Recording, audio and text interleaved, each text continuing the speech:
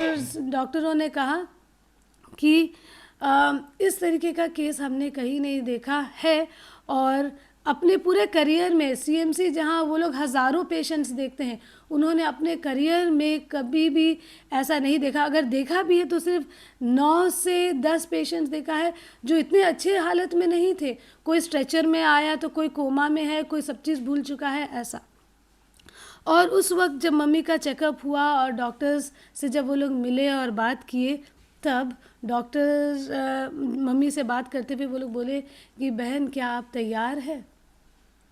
और मम्मी इस चीज़ को एक्सपेक्ट नहीं कर रही थी, और तैयार है तो वो सुनी। और क्या चीज़ के लिए, तो बोले आपके पास समय कम है, आप सिर्फ 6 महीना समय आपके पास है, इतना ही आप जी पाएंगे। तो आप समझ सकते हैं कि इस बात को सुन करके किसी के जीवन में क्या बीतता होगा। वो बिल्कुल ही टूट गई थी। जब वो घर आई जो वापस, तो काफ़ी डिप्रेशन में चली गई। पूरा साल उनको अच्छा नहीं लगता था। आई मीन पूरा जो महीना भर हर दिन उनको बिल्कुल अच्छा नहीं लगता था। और फाइनली मतलब धीरे धीरे जब समय बीतता गया, उनका हालत बिगड़ता ही गया। वो भूलने शुरू कर दी चीज़ों को। उसके बाद वो जो है उनका शरीर में जो ये फिट्स है वो आने लगा, सीजर्स आने लगा। और पहली बार हमको याद है जब मम्मी का शरीर में सीजर आया तो वो बिल्कुल गिर गई, बेहोश हो गई, और हम लोग घबरा गए। हम लोग ऐसा कभी कुछ नहीं देखे थे और नहीं समझ में आ रहा था क्या कि। लेकिन इन सब चीज़ में हम देखते हैं पिताजी का जो है भरोसा इतना मजबूत हमेशा रहता था। वो उस वक्त वो बोली कि चलो हम लोग घुटना टेकेंगे। जितना बार मम्मी का ऐसा हालत हुआ, हम लोग घुटना टेके वहाँ पर और प्रार्थना की। अभी इतना समय बीत चुका था कि और हालत इतना ख़राब हो गया था कि हम मम्मी को कभी फिर सीएमसी नहीं ले जा सकते थे रेगुलर चेकअप फॉलोअप के लिए, क्योंकि वो ट्रैवल नहीं कर सकती थी, कोई गाड़ी में नहीं जा सकते थे। और उसके बाद हम ऐसा हमारा हर दिन प्रार्थना के साथ ही बीता। और कभी कभी दादा आते घर, डॉक्टर सैमुअल जॉर्ज वो आते, वो बताते कि इस तरीके से जीना है। लेकिन वो बोल रहे कि हम तो कभी ये एक्सपेक्ट ही नहीं किए थे कि मामी इतना दिन वो लंबा समय वो जिएगी। और फिर धीरे धीरे करके उनका जो है, हम लोग प्रार्थना में ही हम जान गए थे कि प्रार्थना ही मम्मी को चंगाई देगा, और भरोसा हम लोग खोना नहीं चाहते थे। और अब ये दिसंबर का बात है जब मेरे मामा आए, वो कलकत्ता में रहते हैं, और वो एक बंगाली बाइबल, मम्मी बांग्ला में पढ़ी लिखी है, वो बंगाली बाइबल मम्मी को वो गिफ्ट किए। और तब से मम्मी उस बंगाली बाइबल को पढ़ने शुरू की। उसके पहले भी वो पढ़ती थी, लेकिन बिल्कुल बेचैन कभी हो जाती थी, कभी बहुत माइंड थक जाता था। और अभी जब ये लॉकडाउन के टाइम इतना पढ़ी मम्मी, लाइन बाय लाइन वो पढ़ने लगी, और पढ़ करके वो उनको बहुत अच्छा लगने लगा। और हम देखने लगे कि मम्मी के जीवन में बहुत सुधार आने लगा। वो चीज़ों को बेहतर समझने लगी, याद करने लगी, और लोगों से बात करने लगी। और लोग देख करके उसको आश्चर्य करते हैं कि कैसा इतना अच्छे तरीके से ये जी रही है। जो उनको बहुत बुरी हालत में देखे हैं, उनको बिल्कुल ही ये आश्चर्य लगता है कि कैसे परमेश्वर अपने बच्चों को कभी छोड़ता नहीं है। बचपन से मम्मी हमको बोलती थी कि वो अपनी माँ को बहुत पहले खोई थी और अपने पिताजी को ज़्यादा देखी नहीं थी। लेकिन जिन बच्चों का माता पिता नहीं होते, उनको परमेश्वर खुद अपने प्यार में वो बढ़ाता है। वो डायरेक्टली उनको उनकी देखभाल करता है और उनको उनकी परवरिश करता है। और ये बात बिल्कुल सही है और ये सत्य है। आज 15 साल हो गया। डॉक्टर्स ने मम्मी को 6 महीना दिया था, लेकिन आज हम देखते हैं कि 15 साल हो गया और मम्मी बिल्कुल बेहतर होते जा रही है, उनका हालत सुधरते जा रहा है। और इस वजह से इसके लिए हम बहुत बहुत धन्यवाद परमेश्वर को देना चाहते हैं। इनफैक्ट मम्मी भी जुड़ी है अभी हमारे साथ। अगर माँ तुम कुछ बोलना चाहती हो तो बोल सकती हो, कैमरा ऑन कर सकती हो। मम्मी खुद भी अभी जुड़ी है हमारी इस प्रार्थना सभा में। माँ सुन पा रही हो? कैमरा ऑन कर सकती हो।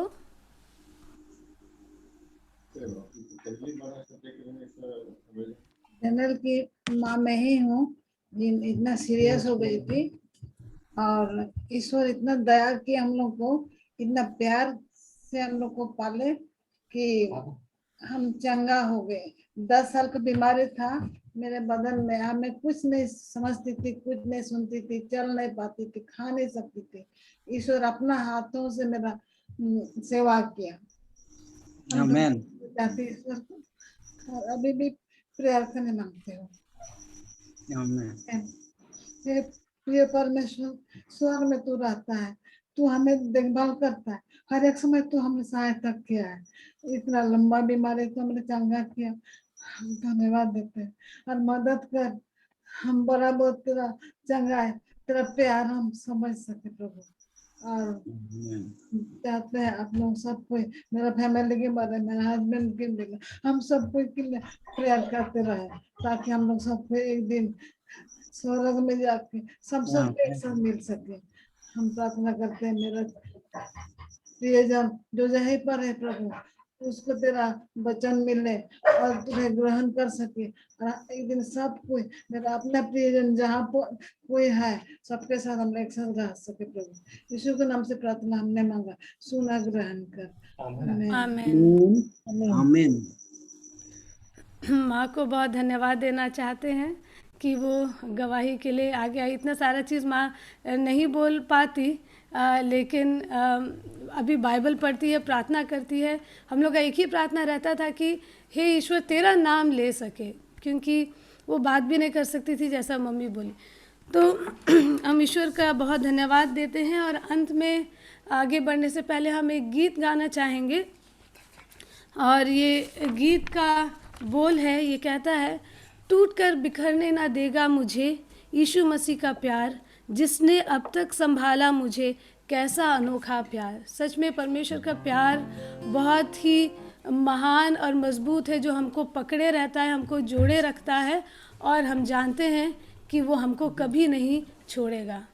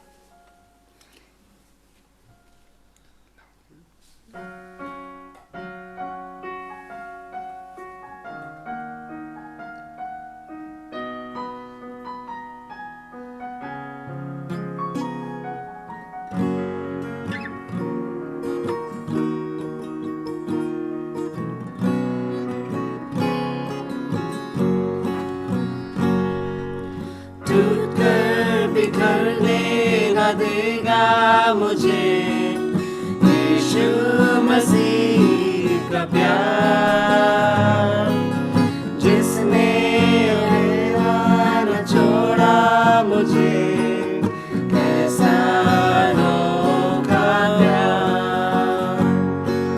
टूट कर बिखरने न देगा मुझे यीशु मसीह का प्यार,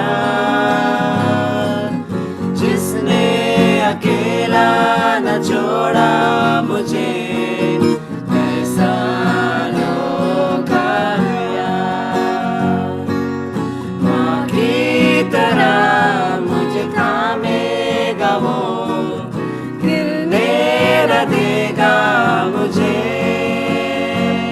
मेरी आँखों के आंसू को पोंछेगा वो, बाहों में लेगा मुझे।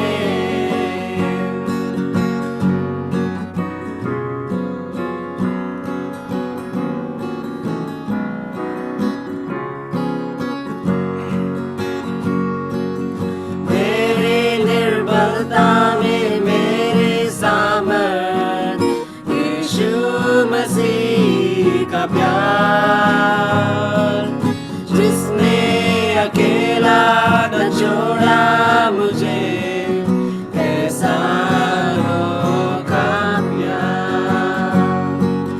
मेरे निर्बलता में मेरी सामर्थ, यीशु मसीह का प्यार, जिसने अकेला न छोड़ा मुझे, कैसा अनोखा प्यार। माँ की तरह मुझे थामेगा वो, गिरने न देगा मुझे, मेरी आंखों के आंसू को पोंछेगा वो, बाहों में लेगा मुझे। माँ की तरह मुझे थामेगा वो, गिरने न देगा मुझे, मेरे आंखों के आंसू को पोंछेगा वो, बाहों में लेगा मुझे। यीशुआ, यीशुआ, यीशुआ, यीशुआ,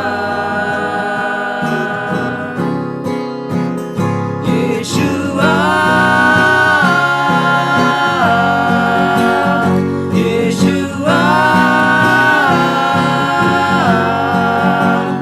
यीशुआ,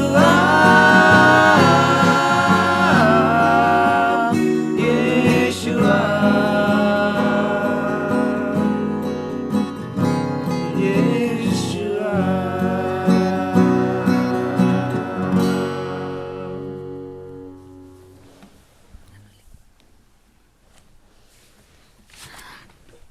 आप सबों को बहुत धन्यवाद।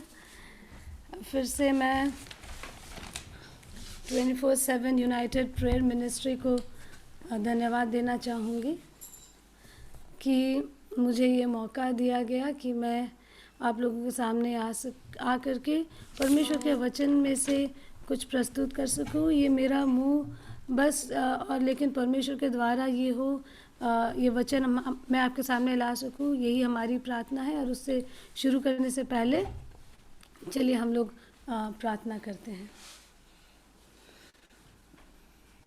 हे हमारे स्वर्गीय पिता, फिर से तुझे धन्यवाद देते हैं, फिर से तेरी महिमा करते हैं और फिर से अपने जीवन को तेरे सामने लाते हैं। पिता, जब हम अपने आप को तेरे काम के लिए उपस्थित करना चाहते हैं पिता, हम चाहते हैं कि तू हमारे जीवनों को छू और हमारे द्वारा तू काम कर। इस वक्त हम तुझे पुकारते हैं कि तू हमारे बीच उपस्थित हो यहाँ, ताकि जब हम तेरे वचन में से सीख सके। हम तो बिल्कुल भी इस योग्य नहीं है कि हम इन सारी चीज़ों को कर सकते हैं, लेकिन हम जानते हैं कि तू महान प्रेमी परमेश्वर है और तेरे लिए कुछ भी मुमकिन नहीं है पिता। इसीलिए इस समय में तू हमारे बीच आ, ताकि जो वचन अभी हम लेके आएंगे वो तेरी ओर से हो सके। इस विनती को यीशु मसीह के नाम से मांगते हैं, दया करके सुन और ग्रहण कर, आमीन।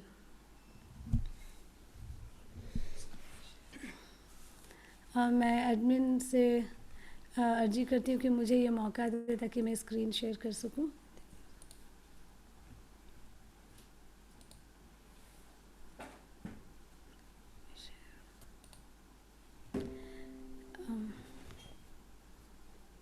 क्या मैं स्क्रीन शेयर कर पाई हूँ? क्या दिखाई दे रहा है? हाँ। Thank you so much.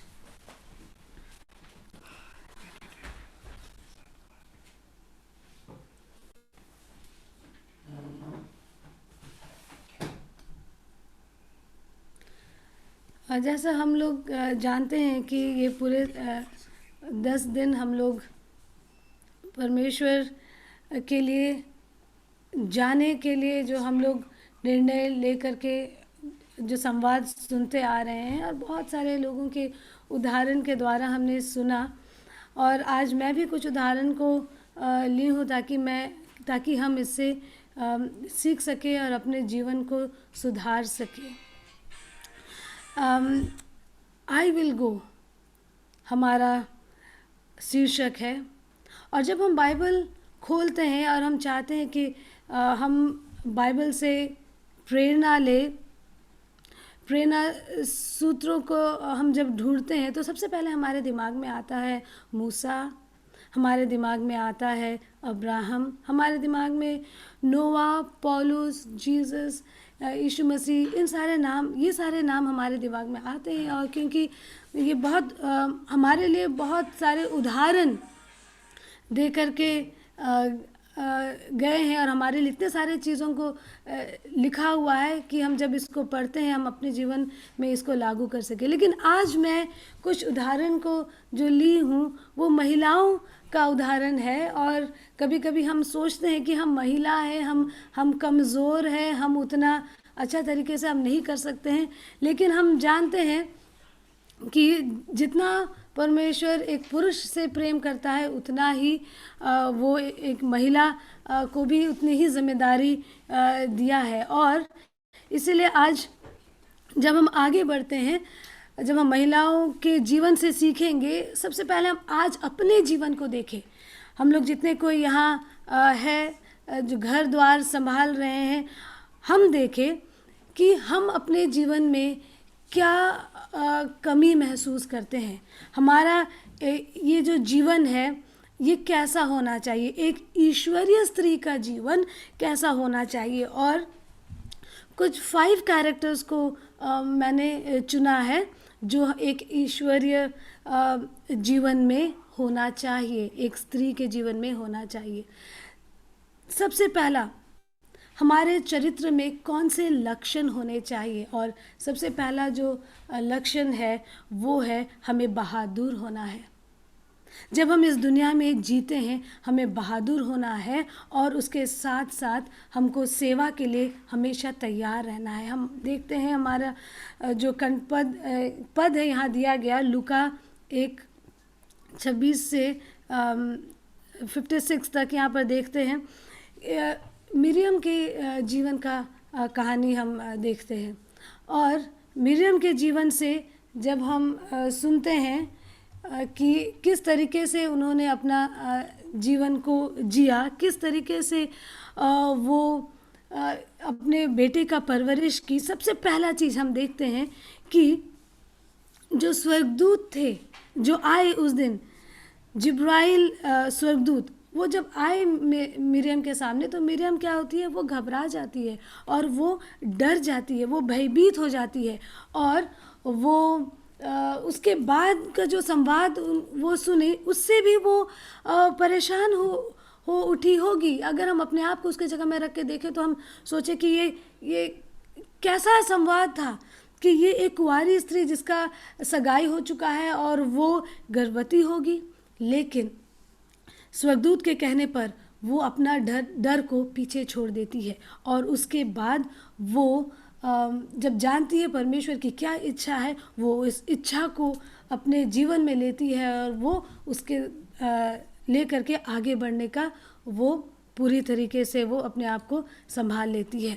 हम देखते हैं कि मिरियम जो है वो निडर थी और परमेश्वर के लिए काम करने के लिए बिल्कुल तत्पर वो आगे थी। ये गुण क्या हमारे में है, जो भी मैं अभी शेयर कर रही हूँ, ये एक हमारे लिए एक क्या कहते हैं, एक स्केल की तरह होना चाहिए। हम अपने जीवन में, किसी और के जीवन में देखने का ज़रूरत नहीं है, हम अपने जीवन में देखें क्या हम नीडर हैं। और परमेश्वर का जब हमको हमारे लिए जो है समझ में आता है कि वो हमारे लिए ये चाहती, उनकी इच्छा समझ में जब आता है तो क्या हम उसको अपने जीवन में लागू करते हैं।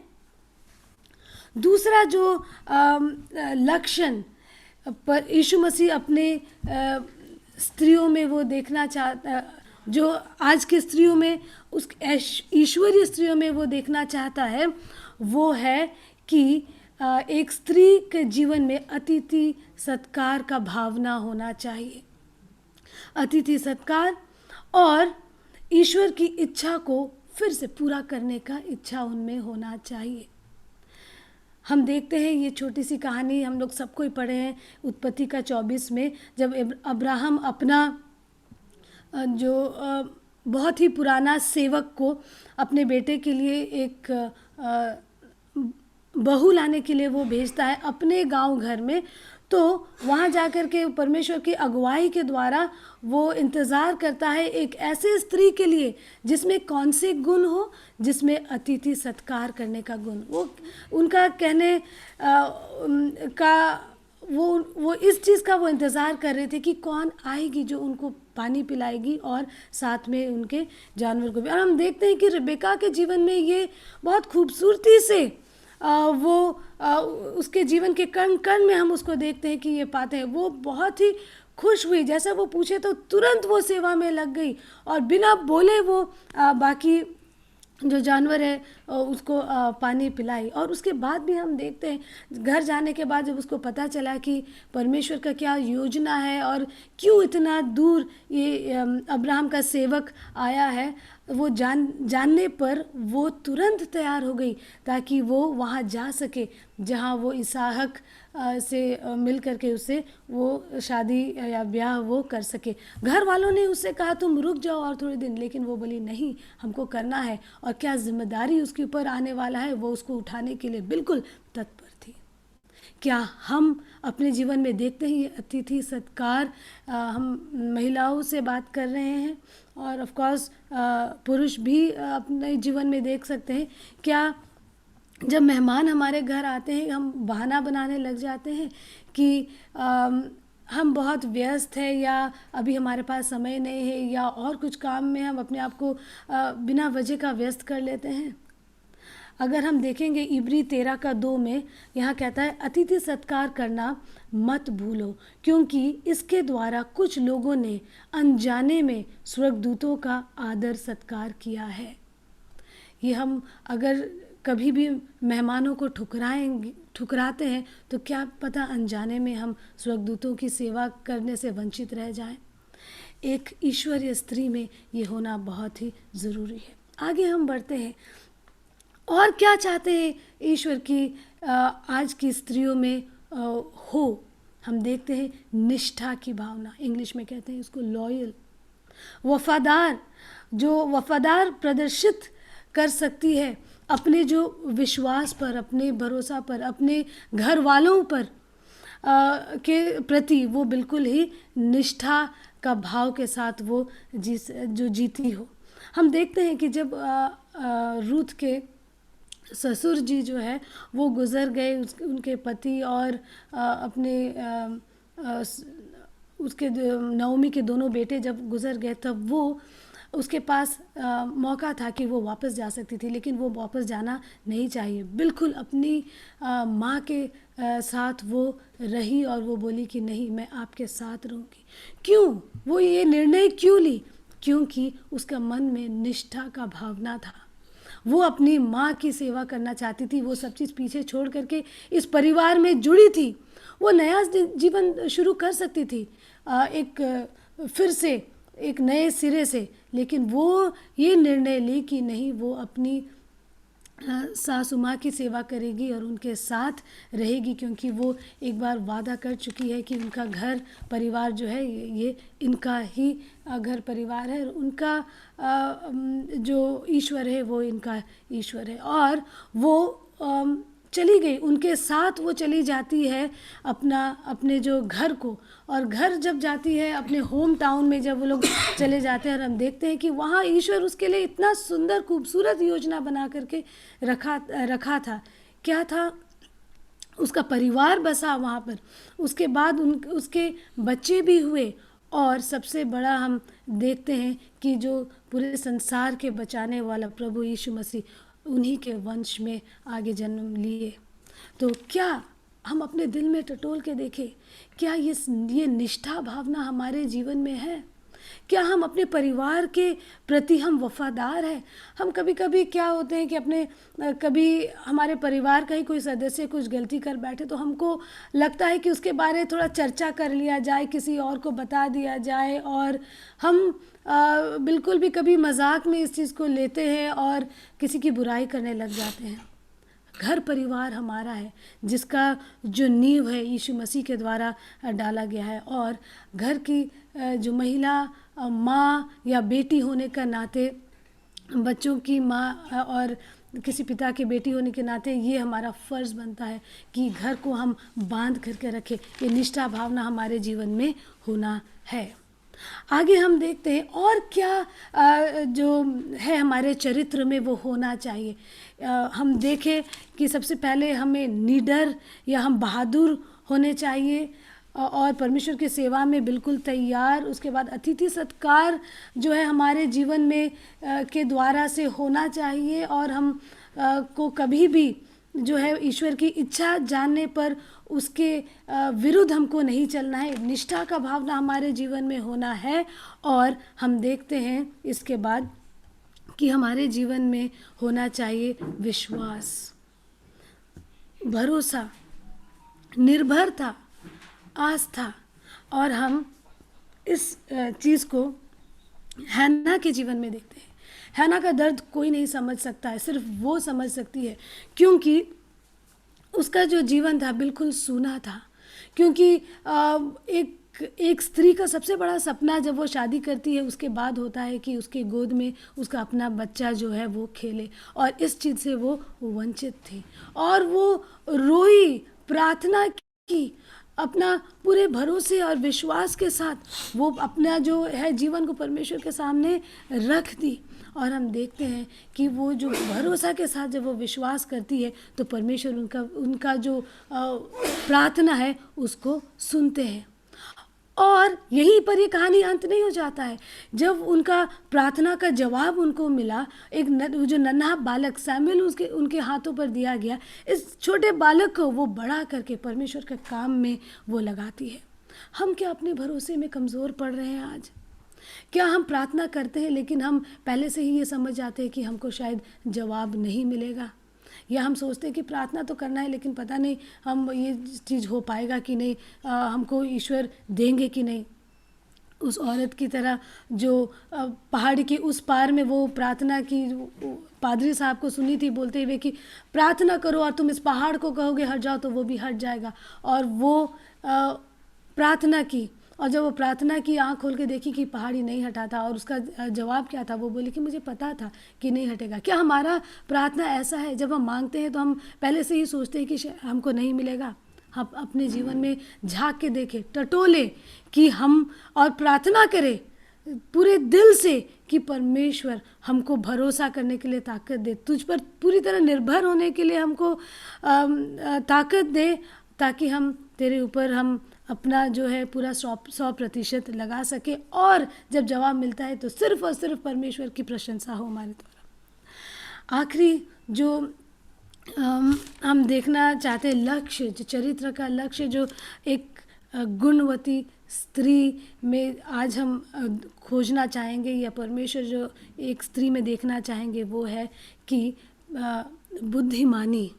एक स्त्री को बुद्धिमानी होना है और उसके साथ साथ दयालु और सहानुभूति उसके जीवन में होना है। हम देखते हैं अबीगैल के जीवन में ये एक वो रानी थी, उसका हर हक बनता था कि वो बिल्कुल भी घमंड के साथ अपना जीवन जी, क्योंकि उसका पति तो बिल्कुल घमंडी था ही था। और जब हम देखते हैं कि किस तरीके से दाऊद उनके पास आता है मदद के लिए और किस तरीके से नाबाल उसको बिल्कुल ठुकराता है मजाक उड़ाते हुए, और कैसे अबीगैल जो है अपना बुद्धि का इस्तेमाल करती है, ईश्वरीय बुद्धि का इस्तेमाल करती है, और वो जो है आगे बढ़ के अपने पति को बिना बताए वो खड़ी होती है, वो एक कदम बढ़ाती है सच्चाई के लिए, जो सही है उस चीज़ को करने के लिए, और वो जा कर के दाऊद के जो लोग हैं उनको जो खिलाती पिलाती है और उनको सब चीज़ वो देती है। कितना हम देखते हैं कि बुद्धिमानी स्त्री थी अबीगैल, जिसको परमेश्वर बाद में बहुत आशीषित किया। तो हम ये 5 चरित्र को देखते हैं अपने जीवन में, हम देखने की कोशिश करें। जैसे मैंने पहले भी कहा कि ये क्या है, एक स्केल है जो मैंने आपके सामने आज रखा कि हम अपने जीवन में जा कर के देखें, क्या हम निडर है, बहादुर है, क्या अतिथि सत्कार करने का भावना हमारे जीवन में है? क्या हम में निष्ठा है? क्या हम भरोसा करते हैं जब हम मांगते हैं, जब हम प्रार्थना करते हैं, हम जानते हैं कि प्रार्थना का जवाब हमको मिलेगा और सब महिमा परमेश्वर की ओर जाए? क्या हम ये कभी सोचते हैं कि जब हमको सब चीज़ ठीक हो जाता है तो हम अपनी ही गुणगान और महिमा में लग जाते हैं? और क्या हमारा प्रार्थना में कभी हम इसे शामिल करते हैं कि हे पिता, हमें बुद्धि और ज्ञान से परिपूर्ण कर? अगर हम देखते हैं मत्ती 28 का 19 और 20 में यहाँ कहता है, इसलिए तुम जाओ, सब जातियों के लोगों को चेले बनाओ। तुम जाओ यहाँ कहता है। जो हमारा जो थीम है आई विल गो, ये एक जवाब है, ये एक जवाब है उस सवाल के लिए, उस आदेश के लिए। अगर हम देखते हैं ये ग्रेट कमीशन, महान जो आदेश जो हमको दिया गया है कि तुम निकलो, अपने जो आराम कंफर्ट जोन से निकल करके कुछ करो। और क्या इस आदेश का हम पालन करने के लिए आज तैयार है? अगर हम अपने घर में बैठ करके अपने घर की ही अवस्था देखें या घर से अपने चारों ओर अपनी बाहर की अवस्था देखें, आज की अवस्था दुनिया का क्या है, हम देखते हैं कि कितना कहानी हमको सुनाई देता है। क्योंकि शैतान सबों को अपने जकड़ में, अपने जो हाथों से जकड़ करके रखा है। हम देखते हैं कि हमारे बीच में आज जो है घरेलू हिंसा है, तलाक का जो रेट है वो इतना बढ़ा हुआ है। कुछ दिन पहले शादी हुई और हम सुनते हैं कि अभी ये अलग भी हो गए हैं। विद्रोही बच्चे हमारे घर में पल रहे हैं। इनफैक्ट हमारे मसीही परिवार में, हमारे एडवेंटिस्ट घरों में ऐसे बच्चे हैं जो विद्रोह करते हैं। फिर हम देखते हैं अश्लील चीज़ें पूरे दुनिया में खुल्लम खुला ऐसा लोगों के सामने दिखाया जा रहा है और लोग उसको देख करके आनंद उठा रहे हैं। हम देखते हैं अविवाहित माता पिता साथ में रह रहे हैं, इनफैक्ट वो लोग बच्चे बढ़ा रहे हैं। अगर हम अपने समाज में ही देखें तो हम देखते हैं कि कितने सारे सिंगल पेरेंट्स हैं, अकेले अपने बच्चे को बढ़ा रहे। और बहुत हम देखते हैं कि हमारे जो किशोर अवस्था में जो बच्चे हैं वो गुस्से से भरे हुए हैं, एंग्री टीन्स। और इतने कितने परिवार हैं जो अपने घर परिवार, अपने बच्चे को बिल्कुल ही नेग्लेक्ट करते हैं। अगर हम एक अच्छा परिवार, ऐसा परिवार जिसमें परमेश्वर की उपस्थिति हो, उस परिवार को एक छोटे पौधे से अगर हम इसकी तुलना करते हैं तो आप समझ जाइए, ये पौधा जो खाद और पानी और इसको जो सूरज की किरण मिल रहा है, इसके चलते वो जो बढ़ रहा है, शैतान इसको कभी छोड़ेगा नहीं। शैतान चाहता है कि इस पौधे को वो क्या करे, नष्ट करे। और क्या करता है, वो जड़ों को काटने की कोशिश करता है और वो काटने में लगा रहता है। और जड़ों को काटने से क्या होगा? क्या पौधा खड़ा रहेगा? नहीं, वो गिर जाएगा, टूट जाएगा, बिखर जाएगा। इसी तरह जो है परिवार आज टूट जा रहे हैं, शादी का जो बंधन है उसका कोई मतलब नहीं बैठ रहा है। और अगर हम ध्यान दें और हम इस चीज़ पर गौर करें तो आज हमारा परिवार भी मुसीबत में है। क्या कहीं हम सुस्त पड़ जा रहे हैं? क्या हम कहीं रुक जा रहे हैं? क्या हम खुल करके गवाही नहीं दे पा रहे हैं? किस तरीके से हम बोलेंगे? बोलना बहुत आसान है कि आई विल गो, हम जाएंगे और परमेश्वर का काम करेंगे। कैसे करेंगे? आप जहाँ हैं वहाँ से आपको शुरू करना है। अगर आप अपने घर में किचन संभालती है तो वहाँ से आपको शुरू करना है परमेश्वर का काम करने के लिए। और आप बच्चों को बड़ा कर रही है, वहाँ आपका जिम्मेदारी बनता है कि आप अपने परिवार को पहले संभालें ताकि आप बाहर निकल करके परमेश्वर का काम कर सके। अगर आपका जवाब है कि मैं जाऊंगी, I will go Lord send me, तो मैं बस थोड़ी सी कुछ टिप्स आपसे बांटना चाहूँगी कि मुझे ये चीज़ मुझे भी बहुत पसंद आया और मुझे ये लगा कि इस चीज़ को आपसे भी बांटना चाहिए। तो जब हम आगे बाहर निकलना चाहेंगे इस दुनिया में परमेश्वर का काम करने के लिए, तो सबसे पहला काम हमको अपने घर में ही करना होगा और सबसे पहले हमको तैयारी करनी होगी। हमको जैसा हम देख सकते हैं, वी हैव टू प्रिपेयर। सबसे पहले अपने परिवार के दिलों को हमको तैयार करना होगा। हमारे परिवार में ही गड़बड़ है, हम एक सही सा उदाहरण ही लोगों के सामने पेश नहीं कर पा रहे हैं, तो हम बाहर जाके लोगों के सामने क्या बोलेंगे। और ये उतना आसान काम नहीं है। जैसे बहन लीना का हम सुन रहे थे, वो कह रहे थे कि हमको बहुत, जब हम तैयारी करते हैं तो बहुत समय अपने घुटनों में हमको बिताना है, अपना जीवन को परमेश्वर के हाथ समर्पित करना है और प्रार्थना करना है, ताकि हम अपना जीवन को उनके काम के लिए हम लगा सकें। प्रिपेयर द हार्ट, अपने परिवार के दिलों को। तो हम इसको कर कैसे सकते हैं? सबसे पहले हमने कुछ दिन पहले सीखा कि हम पारिवारिक उपासना में भाग लें सुबह शाम। दूसरा हम कर सकते हैं कि बच्चे क्या देख रहे हैं। टीवी में तो दुनिया भर का चीज़ आता है, जो आजकल ऐसे ऐसे चीज़ें आती है जो हम बच्चों के साथ बैठ करके नहीं देख सकते हैं। तो हमारा ये फ़र्ज़ बनता है कि हम देखें कि बच्चे क्या देख रहे हैं, बच्चों को समय दें, और उसके बाद हमको जो है वो देखना है कि जो सही चीज़ नहीं है वो उनके सामने हम नहीं रखें। उनको कुछ कामों में हम व्यस्त करें, उनके साथ नेचर में बाहर जाए और उनके साथ ज़्यादा से ज़्यादा समय बिताएं। हमारा मेन मकसद क्या है यहाँ पर? कि हम अपना परिवार को तैयार करें, प्रिपेयर आवर फैमिली, और हम परमेश्वर के साथ समय, बच्चों के साथ, अपने घर के जितने लोग हैं उनके साथ, और पर्सनल तरीके से हम प्रार्थना में अपने आप को लेकर के जाएं। ये पहला जो है सीढ़ी है। दूसरा कदम जो हमारा होगा वो है सेवा का। जब हम अपना परिवार को तैयार करते हैं, उसके बाद हमारा जो ड्यूटी बनता है कि हम बाकी लोगों को सेवा करें। उसमें अतिथि सत्कार है, हम बाहर निकल करके शायद एक पड़ोसी से मिल सकते हैं। चलिए ऐसा करते हैं कि हम एक निर्णय लें कि हम ये सप्ताह एक परिवार को आप चुन लीजिए, उस परिवार के घर जाएंगे। इनफैक्ट जब हम शुरू करते हैं उस परिवार के घर जाने, कंटिन्यू करें, वो परिवार के साथ हम रिश्ता बनाएंगे, उस परिवार के साथ हम जाकर के मिलेंगे, बैठेंगे, कभी उनको अपना घर बुलाएंगे खाने के लिए, और कभी हम उनके घर जाएंगे, विनती प्रार्थना में हम उनके साथ बैठेंगे।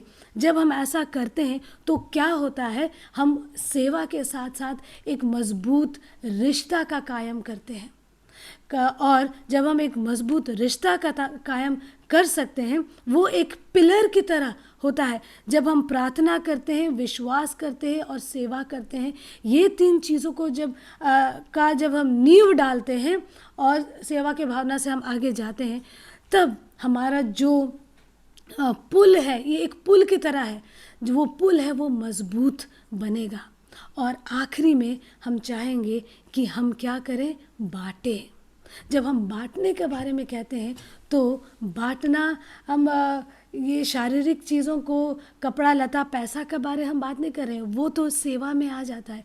जब बांटने का बात होता है तो हम सुसमाचार बांटने का हम बात कर रहे हैं, जहाँ पर हम लोगों को दें, बताएं कि परमेश्वर कितना प्यार करने वाला ईश्वर है।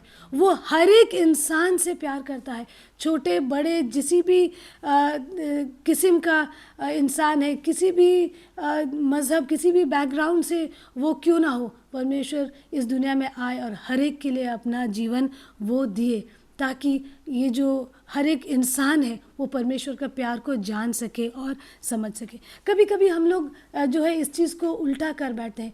किसी को, चाहे हमारे घर परिवार में ही कोई नया सदस्य क्यों ना आया हो, हम कभी क्या करते हैं, हम उनको जो है तुरंत ये बताने शुरू कर देते हैं कि आप ये गलत कर रहे हैं, ऐसा होना चाहिए, ऐसा करना चाहिए, ये छोड़िए, वो छोड़िए। इतना हम उनके सामने रखते हैं कि वो तो परेशान ही हो जाए और वो जो हमारा धर्म है उसको एक बोझ की तरह लेने लग जाए।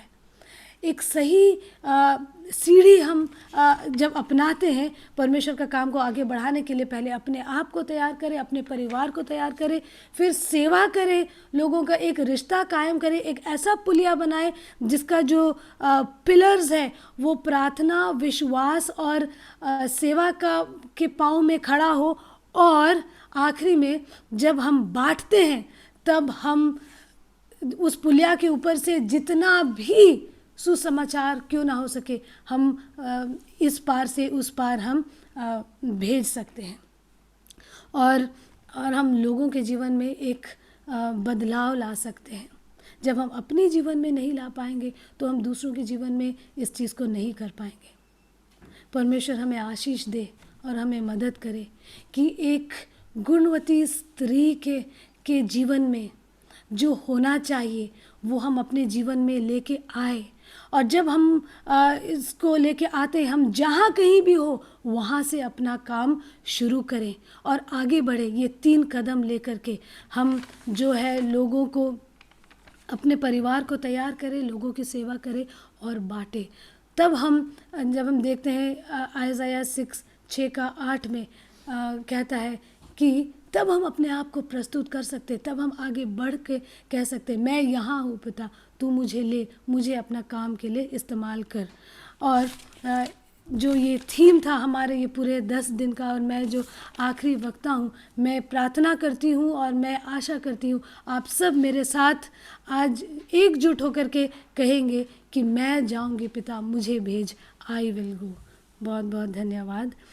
इस वक्त हम अंत में प्रार्थना के साथ इस सभा को अंत करना चाहेंगे और हम लोग सब अपने सरों को झुका लें।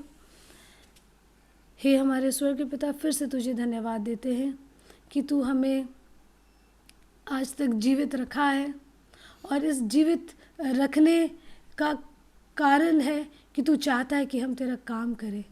कितने लोग इस दुनिया में रहे थे जो आज का दिन उन्होंने देखा नहीं, और हम जानते हैं कि तू हमारे लिए एक मकसद, एक प्लान रखा है। मदद कर पिता कि हम जब मौका हमारे सामने है, जहाँ कहीं भी हम है जो तेरे काम के लिए अपने आप को जब हम लाते हैं पिता, मदद कर कि हम ये कह सके कि हम जाएंगे तेरे लिए पिता, और तेरा काम को हम आगे बढ़ाएंगे। तो हमारे जीवन को छू, हमारे घर परिवार को, यहाँ जितने उपस्थित है सबके जीवन को तू छू पिता, ताकि हम ये जीवन जो है वो तेरे आगे समर्पित कर सके और तेरे लिए काम करते हुए आगे बढ़ सके। इस विनती को यीशु मसीह के नाम से मांगते हैं, दया करके सुना ग्रहण कर, आमीन।